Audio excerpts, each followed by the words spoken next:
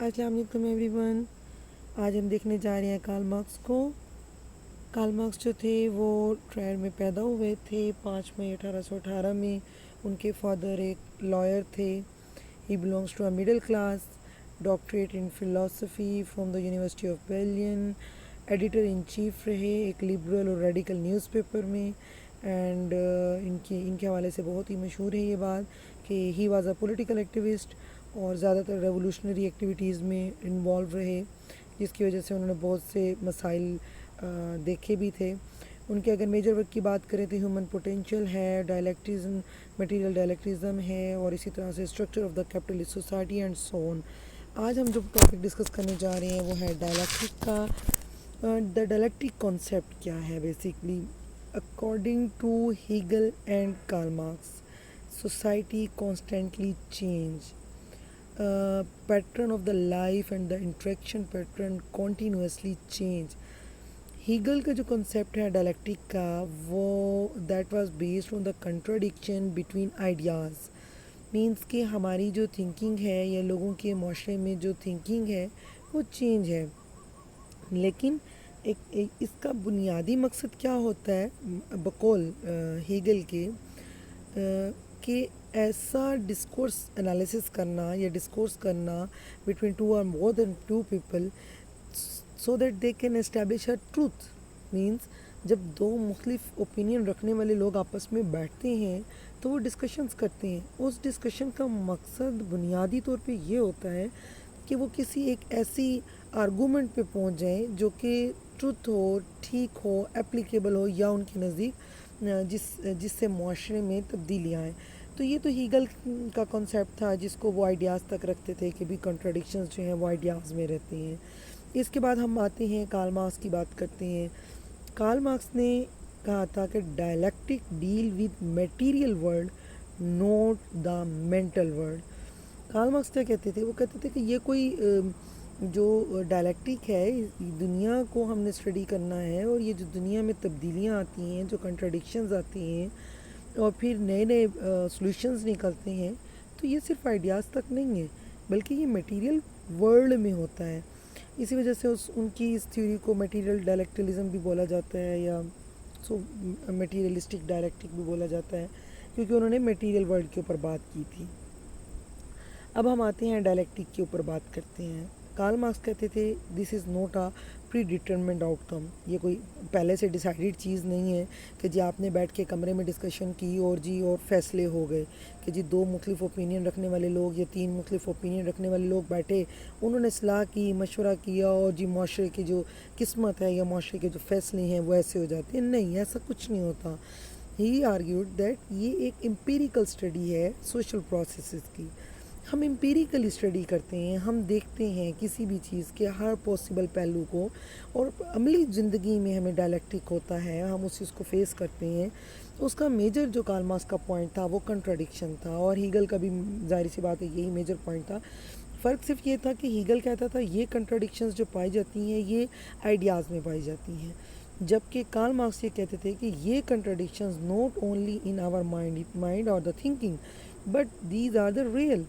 So we cannot resolve any social issue or social phenomena by sitting in a room and in a philosophic way. So we have to resolve it through the real methods. उसके लिए जैसे Karl Marx अपनी इस theory में आगे हम देखेंगे, discuss करेंगे कि किस तरह से उन्होंने कहा कि हमने इतनी स्ट्रगल करनी है। इसको डायलेक्टिक के हवाले से बात करते हुए कहते हैं लाइफ डेथ स्ट्रगल होनी चाहिए मटेरियल वर्ल्ड के लिए। तो ये तो था इनका कंट्राडिक्शन के ऊपर बात जो करते थे। तो ये थोड़ा सा इनके दरमियान डिस्कशंस हुई थी। इसकी एग्जांपल जैसे कंट्राडिक्शन में अगर हम दें तो कार्ल मार्क्स कहते हैं कि जो कैपिटलिज्म सिस्टम है उसके अंदर कंट्राडिक्शन पाया जाता है। वैसे तो बहुत सारे होते हैं, उन्होंने सिर्फ एक ही एग्जांपल दी थी जो हमारी बुक में कोट थी, वो मैं आपसे डिस्कस करूँगी। वो ये थी कि वो कहते हैं कि कैपिटलिस्ट और वर्कर के दरमियान कंट्राडिक्ट है। किस चीज़ पे? प्रॉफिट पे। कैपिटलिस्ट चाहता है कि सारा प्रॉफिट उसके पास जाए, और प्रोलेटरिएट चाहता है कि सारा प्रॉफिट उसके पास। तो ये जो इश्यूज़ होते हैं हम इसको सिर्फ डिस्कशंस के फोरम पे नहीं हल कर सकते, बल्कि हमें प्रॉपर एक चेंज चाहिए थ्रू द स्ट्रगल। उसके लिए रेवोल्यूशंस लानी पड़ेंगी, और चेंजिंग्स के लिए ये सब कुछ बहुत ज़रूरी है। फिर the next point is the reciprocal relationship. अब रेसिप्रोकल रिलेशनशिप से क्या मुराद है? कार्ल मार्क्स कहते हैं कि ये जो डायलैक्टिक मेथड है ये कुछ सिंपल वे में नहीं होता कि वन वे प्रोसेस है, एक कॉज हुआ तो उसका फ़ौरन इफेक्ट आ जाएगा. No, not like this. वो कहते थे ये एक रेसिप्रोकल रिलेशनशिप है among different social factors. For example अगर जैसे हम बात करते हैं एक्सप्लॉयटेशन की, जो कैपिटलिस्ट एक्सप्लॉइट करेगा प्रोलेटरेट को, तो क्या होगा?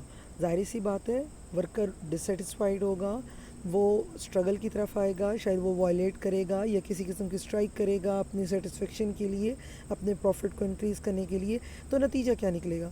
Again exploitation. अब इस तरह से पहले से ज़्यादा एक्सप्लॉइट करेगा उसको बकौल कार्ल मार्क्स के कैपिटलिस्ट. क्यों?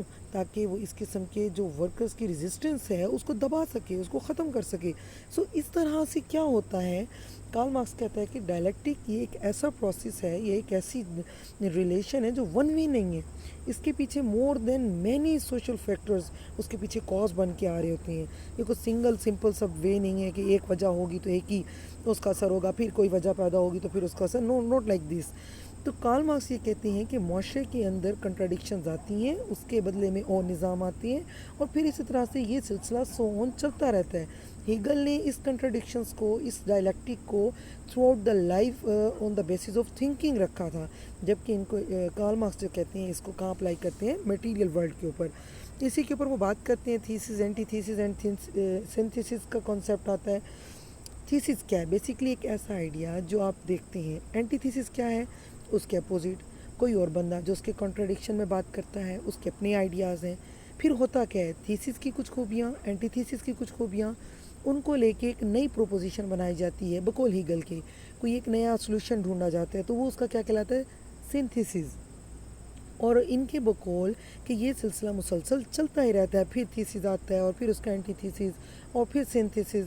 सिंथेसिस हमेशा जो है ना थीसिस और एंटीथीसिस की खूबियाँ साथ लेके चलता है. इसको मैं ऐसे एलाबोरेट करूँगी जैसे कार्ल मार्क्स ने जब हिस्ट्री पढ़ी थी, क्योंकि इसका नाम ही यही है कि जो हमारा डायलैक्टिक है वो पास्ट, प्रेजेंट एंड फ्यूचर हम तीनों को लेके चलते हैं. क्योंकि जो सोशोलॉजिस्ट हैं, जो डायलैक्टिकल सोशोलॉजिस्ट हैं, वो माजी को इसलिए पढ़ते हैं ताकि कॉन्टेम्प्रेरी वर्ल्ड को अंडरस्टैंड कर सकें, कॉन्टेम्प्रेरी वर्ल्ड में रहते हुए अच्छे डिसीजन ले सकें. और ना सिर्फ वो प्रेजेंट के डिसीजन अच्छे लेना चाहते हैं बल्कि फ्यूचर के बारे में भी अच्छी पॉलिसीज़ और अच्छी प्रिडिक्शंस की जा सकें. तो इस तरह से थीसिस, एंटीथीसिस और सिंथेसिस का कॉन्सेप्ट इन्होंने दिया. जो माजी है, यानी जो पहला निज़ाम था वो हमारा थीसिस है, मीन्स माजी. और फिर आता है उसके साथ तजाद करता है, नया निज़ाम आता है वो एंटीथीसिस की शक्ल में. और फिर एक ऐसा निज़ाम पैदा होगा जो थीसिस और एंटीथीसिस की खसूसियात को लेके आगे चलेगा. ये निज़ाम ज़िंदगी ही ऐसी है. अगर एग्जांपल ऐसे लेंगे, जैसे पहले फ्यूडलिज्म था, वहाँ एक्सप्लॉयटेशन थी, उसकी फ्रीडम नहीं थी लोगों के पास, डेप्रीवेशन थी नीड्स की, वो अपनी नीड्स में बहुत ज़्यादा मटेरियल स्पेशली नीड्स जो थी उसमें वो डिप्राइव्ड थे, किसी किस्म की उनको फ्रीडम नहीं थी. तो कैपिटलिज्म सिस्टम आया जिसने आल दो उनको फ्रीडम दी. किस चीज़ की? उनको उसने फ्रीडम दी, उसने उनको मटेरियल डेप्रीवेशन से जान छुड़वाई और वो बेसिक अपनी नीड खुद पूरी कर सकने लगे थे. फिर क्या हुआ? इस कैपिटलिज्म सिस्टम के अंदर भी एक्सप्लॉयटेशंस आई, इसके अंदर भी कैपिटलिस्ट ने एक्सप्लॉइट किया वर्कर्स को. तो ये जो थीसिस के बदले एंटीथीसिस आया था जो कि इन द फॉर्म ऑफ कैपिटलिज्म है, उसकी भी खामियां हैं. तो कार्ल मार्क्स यहाँ सजेस्ट करते हैं there will be synthesis in the form of communism. एक ऐसा माशरा जहाँ फ्यूडलिज्म और कैपिटलिज्म की अच्छी बातें तो आगे जाएंगी लेकिन जो नेगेटिव एस्पेक्ट्स होंगे वो हम पीछे छोड़ देंगे. और इस तरह से सो ऑन जो हमारी सोसाइटी है, जो रियल वर्ल्ड है, कार्ल मार्क्स के नज़दीक वैसे ही चलती रहती है. पहले पास्ट, फिर प्रेजेंट एंड द फ्यूचर.